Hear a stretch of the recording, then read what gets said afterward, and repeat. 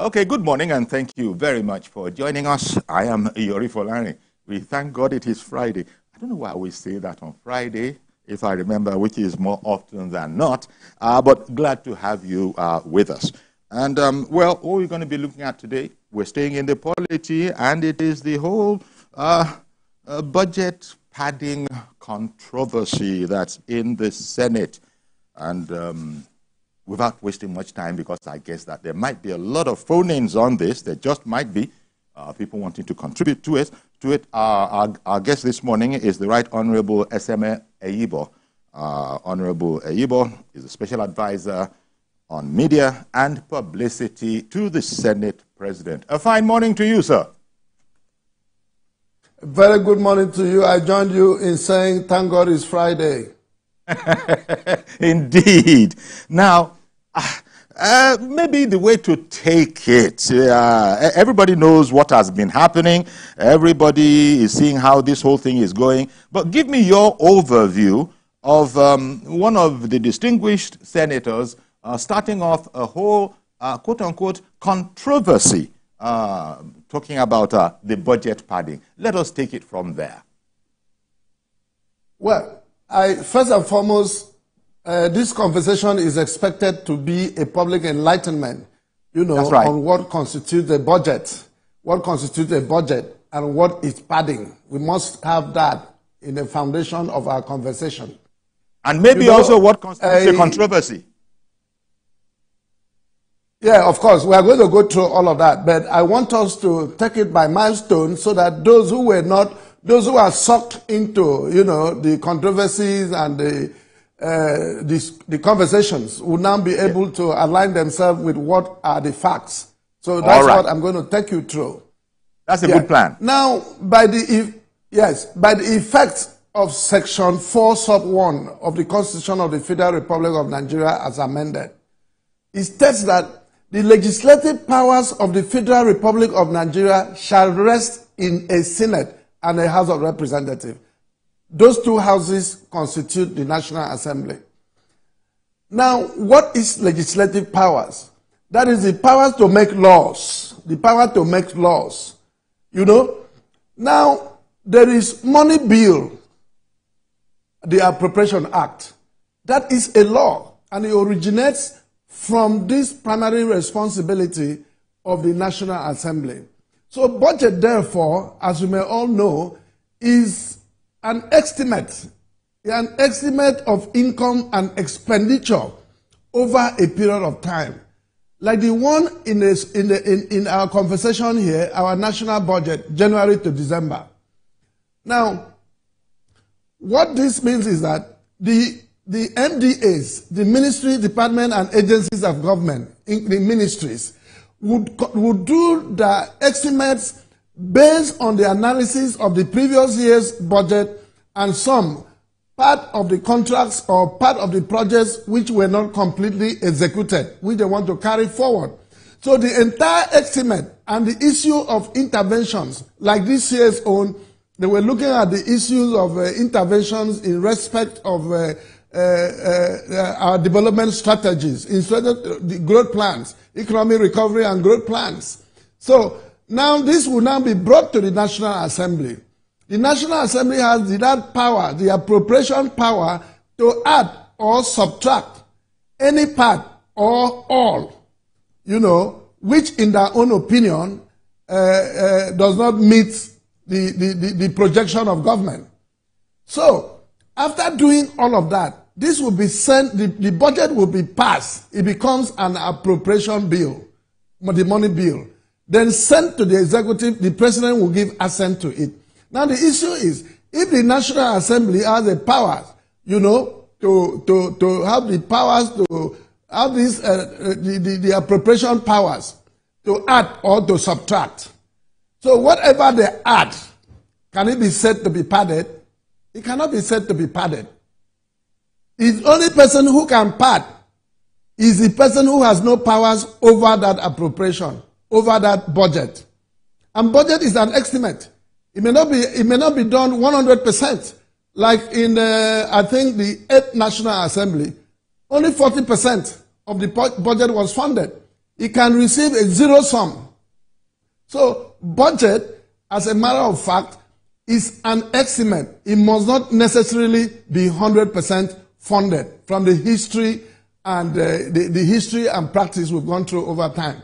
So the issue of padding from the National Assembly does not arise because they originate the final document and pass it.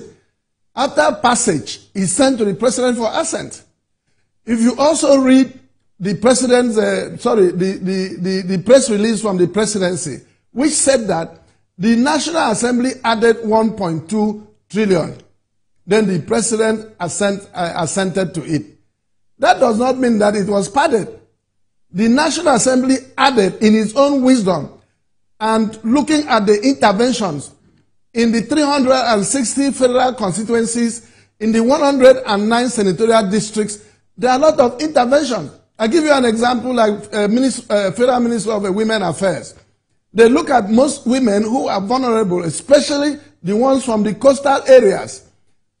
You cannot go and give tractors to women in Bayelsa, in Cross River, in Akwa Ibom, in those riverine areas. You now begin to look at a way of intervening on the issue of their economic development. Most of them are fishermen, and they will need a cold store chain. They will need deep freezers. They will need generators. They will need a couple of these things to be able to do the preservation and the promotion of their enterprise, their farming enterprise. Unlike the woman in Gombe, who is maybe possibly farming beans, you know. So we must look at the ecology. The ecological intervention is very important in this respect. I'm just giving you that as an example. But at the end of the day, you will appreciate the fact that the National Assembly does not pad budgets because it has powers over appropriation. So they do not. And take note too, a budget is a product of the House of Representatives and the Senate. So it's not the issue of saying, you hear people say sometimes, sorry that I have to mention names. You hear people saying, oh, Akpabio did this, Akpabio did that. It's not, Akpabio does not even, I am now talking not as a special advisor or spokesperson to the Senate President Akpabio. I am talking from the position of knowledge and authority as a former member of the House of Representatives, a former spokesperson of the House of Reps. So I understand, the gamut of appropriation. So this thing, when the House of Reps will pass its version, the Senate will pass its own version, they come for harmonization. The committees of finance and appropriation from the both houses, they come for harmonization. So it's the input of 360 members and 109 senators. And when once that is harmonized, then it is passed in the full glare of the public. And also take note that, for example, I still want to use example here, like the senatorial district of Ikotokpene. Akpabio is first and foremost, Senator Akpabio is first and foremost a senator before Senate presidency. And he has a senatorial district. In that his senatorial district, they have 4 federal constituencies. That means 4 honorable members. 4 federal constituencies. I think, yes. Abak Etemekbo, Ikotokpene, Obodokara, Ukanafun, then Ikono Ini. 4 federal constituencies. And those 4 honorable members are entitled to their constituency projects on the basis of that representation. And those 4 federal constituencies are in Ikotokpene senatorial district, where Senator Godswill Akpabio represents in the Senate. So if you take a sum total of what those 4 federal constituencies are having as intervention, and you add it, it cannot be the same thing with a senatorial district like in Bayelsa, where you have 6, for example, 6 local government, or in another state that a senatorial district, you have just 2 local governments, so, or two federal constituencies. So 2 federal constituencies in a particular state and 1 senatorial district.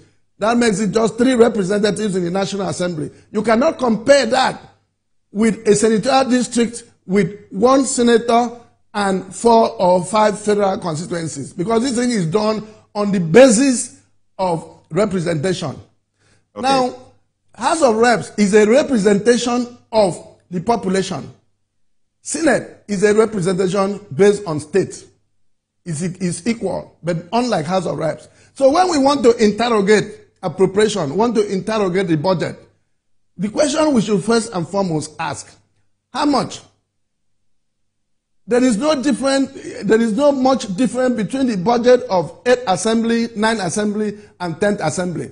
Last year, the content analysis of the budget of the 9th Assembly is not much different, excepting the issue of appropriation, interventions, maybe as the circumstances of ecological issues or investment in something like security and the rest. So these things are not things people begin to speculate. And we must know this, and know this and on time too. There is nothing like budget padding. This thing is very glaring, this thing is very clear, and this thing is very obvious. I am now talking now as a defender of justice and fairness. What is justice here? The justice is to every man every man his own due. Does Akpabio deserve the due of being taxed along with a national budget that the presidency, even the man who raised the controversy in the floor of the Senate on this issue of budget, even mentioned that he has 2 billion for his own intervention in his constituency. So it's not the issue of wanting to, we all know these things are all matters of red herring, and I don't know who is red herring who, okay. But I obviously know that this vendetta must have an end, and we can only have an end not through confrontations, but persuasions of wanting the members of the public to understand the process and the procedure. Let's take it away from an individual and now look at it. Ministries and departments sent in these estimates to the National Assembly, and they are further engaged at committee level. After that committee level, you now see come back to meet in a joint session. And even after that, is sent to the presidency, who will also look at these things. So please, I plead, and with greatest respect, that we should not carry this thing and begin to attach to an individual. I'm very worried. I'm very worried that this looks like. Sorry. Okay. Let me give it to you. Sorry. Yeah. Thank you. Preamble took too long. Give you the room to do a full explanation. But since you said at the beginning that you would like people to look at this in a structured sort of a way, and you have proceeded along those lines, I was going to ask you. So, as the special advisor on media and publicity to the Senate President, what would be your sort of explanation for the suspension of Senator Ningi, who is at the bottom of this whole, controversy? Of course, it's that institutional thing. The suspension of Senator Ningi, I'm not trying to breach the privileges of the distinguished senators, but because I have said here that I'm coming as a defender of justice and truth, the issue of the suspension of Ningi, he was even lucky. You could remember the time of Adromino, when Dogara was the Speaker of the House of Reps. It was a clear breach of privilege. Now, he went ahead. Whatever he discovered, they went and had a meeting with the Senate President. Senate President said, if you have gotten a consultant who gave you this, can you please bring the document and then bring it to the floor of the Senate so that it will be, everybody will engage on it. But instead of bringing it to the floor of the Senate or even bring the document at all, he went to BBC House of Service. That was a breach of privilege of other senators. So why did he not bring it to the floor under privilege? He would have stood up and bring that document under privilege if there was a document at all. And it is said that 30 million was paid to a consultant to produce. And today people are saying that the report was not conclusive. If it was not conclusive, why did you go to BBC? Instead of going to discuss it with their colleagues. That's the beginning of it. And a member, Senator Adiola, the chairman of appropriation, rose up under privilege. And luckily too, he's also the chairman of the appropriation. And there were issues of fair hearing. You heard what Ningi said. He was near saying he is sorry, but he didn't have the courage to say so. And there was a general engagement. To show you how magnanimous Senator Godswill Akpabio, the Senate President, is, if you had listened, by the time they said 3 months, those who supported 3 months were not as loud as those who supported 6 months. But the gavel favored 3 months. So that's the show, because the power of the gavel resides with the with the presiding officer. If he had said those who are in support of 6 months or 1 year, you would have seen that majority of the people, because all of them were feeling very offended and very disrespected, and an act which, of course, they perceive so to be a breach of their respective privileges. So that was done, and he was lucky. And I want to believe that in the days ahead, there will be further discussions among them, to see a possibility of even making this issue a settled matter. But it is trite to note that, whatever was that BBC interview, the mere mention of South and North was an invitation of institutional anarchy. All right. Now, as you know, senators of the Federal Republic. Yes. The federal government, as you know, has dismissed outright all these speculations contained therein along the lines that you have sort of aired here. But what do you make of reports of the Senate President Akpabio being threatened over Senator Ningi's suspension? What did you make of Senator Akpabio doing what? Him being threatened, reportedly, according to, one or two newspaper headlines. What do you make of reports of him being threatened over Ningi's suspension?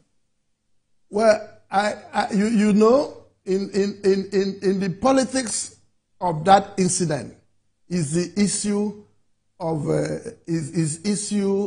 ethnic bigotry. Ethnic bigotry. I'm sure in all of this, so far we have discussed, and so far you've had your facts around, and of course you heard from your journalist hangout yesterday and various media outlets. You will see that the intrigues this thing is generating is undeserving. So, I recall some years ago when Joe Wyas was the president of the Senate from South. Of blessed memory now. He went through, yes, of blessed memory now, please. Yes, may his soul rest in peace. And you and I know what he went through. He went through the furnace. When the Southeast had a turn to produce the president of the Senate, within 4 years, the same people brought all sorts of bickerings, all sorts of intrigues, and all of that. So none of the Senate presidents within that 4 years, the 5 of them, was allowed to settle down and do his job. They all ended it like that. But when David Mark came to become a Senate president, activism went to bed. He presided over the Senate for 8 years.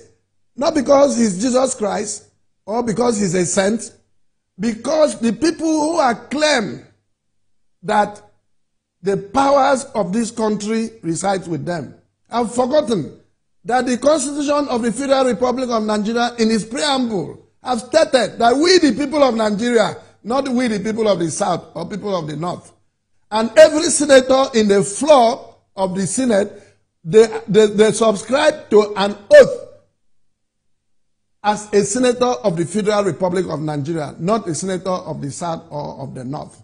And to that extent, Saraki, His Excellency Senator Saraki, became the Senate president, even when the executive was doing any and everything possible to remove him. The senators stood by him. He enjoyed his 4 years. What about the Lawan of the ninth Senate? He enjoyed the benefit of that goodwill. And today, Akpabio has come in. The minority questions have risen. We are now knowing the difference between North and South. They are now beginning to, all sorts of sentiments are wiped into it. Within the province of our law, within the province of our law, we are all equal before the law. And okay, so one moment, there is please. No way one moment. I beg your pardon. One moment, please. Let me bring in our first caller. I'll wait for you. Good morning, Mr. George. Thank you for holding on. Yes. Good morning, Uncle Yori. Good morning. Good morning to the guest. Honorable Eyibo. Judge, Honorable Judge, Eyibo. good morning. Uncle Yori, this issue of pardon in the Senate, you know, I'm not a fan of the way things are done in the National Assembly. The constituency project itself, we have debated it severally on this program, and my views on it are that they are just arbitrary. But be that as it may, what has happened at the National Assembly in this particular case, you cannot, I see something underneath that is untoward. What Senator Olamilekan was saying, after giving details of the so-called missing 3.7 trillion, after showing where it is and all that, he said that there was a plot to remove Akpabio from the position. And from what happened yesterday, when the opposition party is saying that Senator Akpabio should resign and that EFCC should go and probe him, it gives credence to what Olamilekan was saying. Were they not the same people that elected him as the Senate president? Why is it now that they are now saying he should be removed, hooking up fictitious allegations, even when it has been proven that there is nothing missing or there is no padding of the budget? The senator said, the appropriation committee chairman said that 3.7 trillion naira is for institutions that are on first line charge.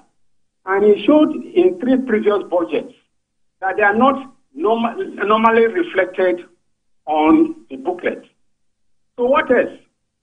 I don't see any padding. There is more to it than meets the eye. And what is more to it is already showing.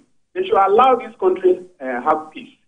That's just my view. All right, then. Thank you very much. And very much, Judge. And I want to also add, thank you for your understanding of the process and the procedure and the very fact that you've asked a rhetorical question, which I want to reverse it, For a political party, even when PDP made that press release asking Akpabio to resign and all of that, they did not consult the senators who are members of the party. Because the senators who are members, this thing has nothing to do with APC, PDP. In the Senate, it is a Senate of the Federal Republic of Nigeria. You have a lot of opposition parties there, but they don't exhibit those tendencies. They are working together. In fact, they are the strength of Akpabio's leadership. Because Akpabio's leadership is transparent, it promotes free speech, and that is why this advantage is taken. If it were in the days of the York, where I know those who were presiding, they wouldn't have broke this. So what we are saying here is that, like you rightly said, Mr. Judge, there is something under, and I have made an expose of what is under. It is to make sure that the people of the South, the people of the southern Nigeria, have given you the experience of the Southeast, I've given you, now is the turn of the South, and all of that. Just to make sure that this country is polarized and the government of the Bola Ahmed Tinubu is destabilized. Because usually it used to be a friction between the legislature and the executive when it comes to the issue of budget. But today, the presidency has issued a statement. And people are not still satisfied with that. A political party who is unable to manage its objective and mobilizing its members to be able to give alternative opinion to the issue of governance is coming to say he must step aside. Under which principles of the law, when already the facts have already spoken to itself, in the floor of the Senate, when Ningi stood up and denied those things, that some of those things were not what he said, and that the transcription was 80% correct. So the principle of law is very clear. Whoever accepts whoever accepts must prove. And in this case, The man who asserted is unable to approve, unable to prove, and the fact spoke for itself. All right, Honorable Eyibo, we've got to take a break now, but stay right with us, please.